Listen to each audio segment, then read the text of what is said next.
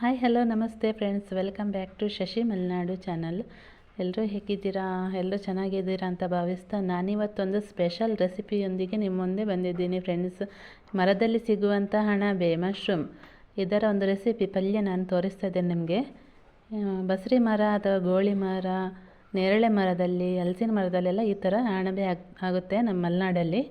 ಅದರದ್ದು ಇವತ್ತು ಪಲ್ಯ ರೆಸಿಪಿ. ಇವತ್ತು ನಾನು ಬಸರಿ ಮರದ ಅಣಬೆ ಪಲ್ಯನ ಮಾಡ್ತಾಯಿದ್ದೀನಿ ಫ್ರೆಂಡ್ಸ್.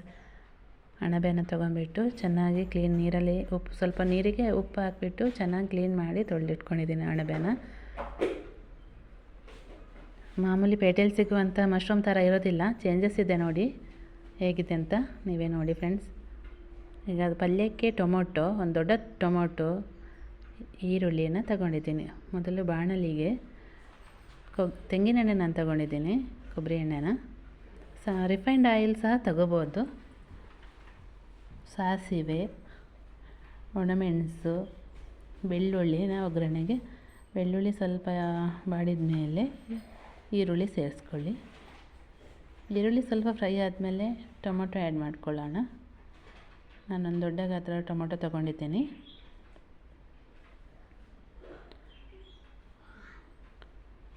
ಟೊಮೆಟೊಸ್ ಬೇಗನೆ ಬಾಡಲಿಕ್ಕೆ ಒಂದು ಸ್ಪೂನಷ್ಟು ಉಪ್ಪು ಹಾಕಿದ್ದೇನೆ, ನಾನು ಹಾಕ್ತಾಯಿದ್ದೇನೆ.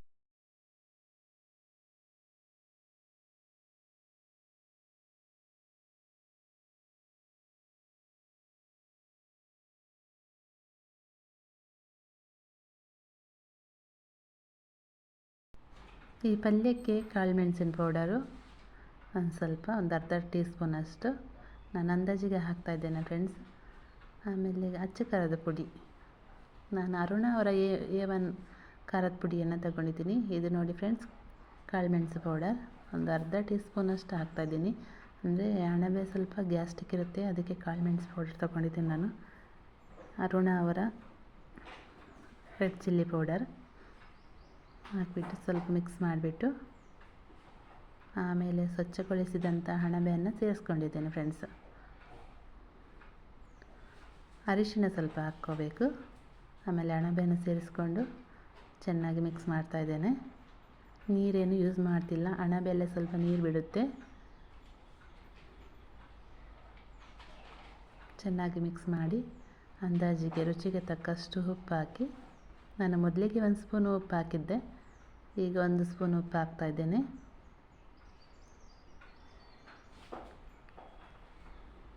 ಆಮೇಲೆ ಚೆನ್ನಾಗಿ ಮುಚ್ಚಳ ಮುಚ್ಚಿಬಿಟ್ಟು ಚೆನ್ನಾಗಿ ಬೇಯಿಸಿ ಫ್ರೆಂಡ್ಸ್. ಒಂದು 5 ನಿಮಿಷದಲ್ಲೇ ಬೆಂದುಬಿಡುತ್ತೆ.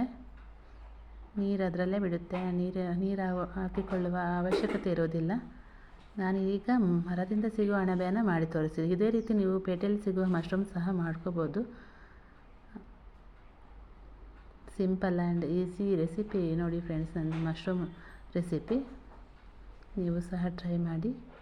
ಈ ವಿಡಿಯೋ ಇಷ್ಟ ಆದರೆ ಲೈಕ್ ಮಾಡಿ, ಶೇರ್ ಮಾಡಿ, ಕಮೆಂಟ್ ಮಾಡಿ ಫ್ರೆಂಡ್ಸ್.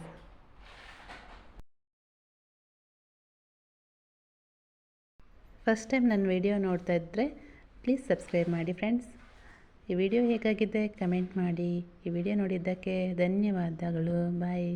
ಎಲ್ರಿಗೂ ಮುಂದಿನ ವಿಡಿಯೋದಲ್ಲಿ ಸಿಗ್ತೀನಿ. ಬಾಯ್ ಬಾಯ್.